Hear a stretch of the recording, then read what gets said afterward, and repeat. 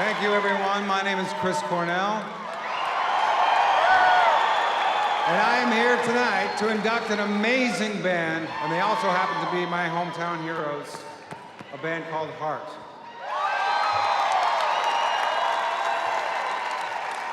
Let us now praise sisters Ann and Nancy Wilson, as well as guitarist Roger Fisher, bassist Steve Fossen, guitarist and keyboardist Howard Leese, and drummer Michael DeRosier.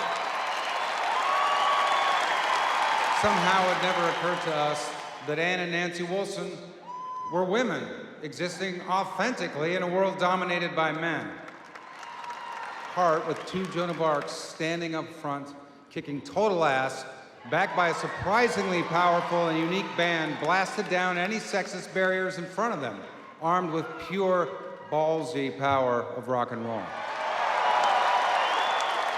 Art was important to us, not just as musicians, but also as proof of the fact that Seattle could produce something beautiful and rocking that the rest of the world might actually care about. When you first heard the great albums these men and women wrote and played and sang, like Dreamboat Annie, Little Queen, Dog and Butterfly, you had the sense that here's a band that knew exactly what they were doing, where they were going, taking a cue from Zeppelin, and displaying astonishing range. And when I say range, I'm not just talking about Ann Wilson's epic, soulful voice, but also the wide range of what they could do musically. The heart of that band comes from the singular synergy in the sisterhood of Ann and Nancy Wilson.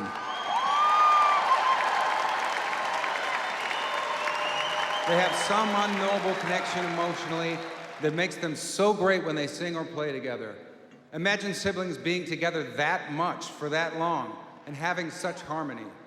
Years of touring, writing, reinventing themselves, and surviving all the crazy ups and downs that a long career like theirs always throws at you is a testament to how close they really are and how deep their relationship is tied to their love of rock and roll.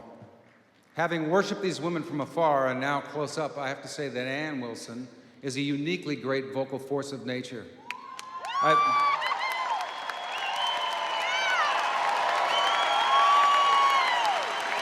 I've sat in the living room with Ann and Nancy and acoustic guitars, and I can tell you it's some of the best live singing I've ever heard from anyone in my entire life.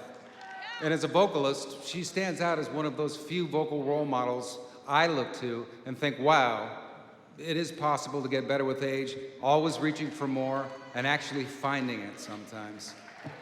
I love Nancy equally for kicking ass on guitar and singing. Heart has had a series of great lead guitar players, of course starting with Roger Fisher, but Nancy is amazing. She's an amazing guitar goddess. Even when Heart would go into acoustic mode, Nancy would bust out this beautifully complicated flat picking, and then turn on a dime, dig in and grind out man-sized riffs that can leave many guitar dudes humbled. Nancy's voice is beautiful, and when these sisters sing together, it's truly like anything I've ever heard. I remember one time performing a song with Ann and Nancy at a Love Monger show, and of course I was super nervous. And I was singing and I forgot the words. Ann leaned in slightly, just started feeding me the lines while she was still singing and playing bass. And I lost my way, she never did. She was so far ahead of me, she could feel that I was gonna tank it even before I knew that I was gonna do it.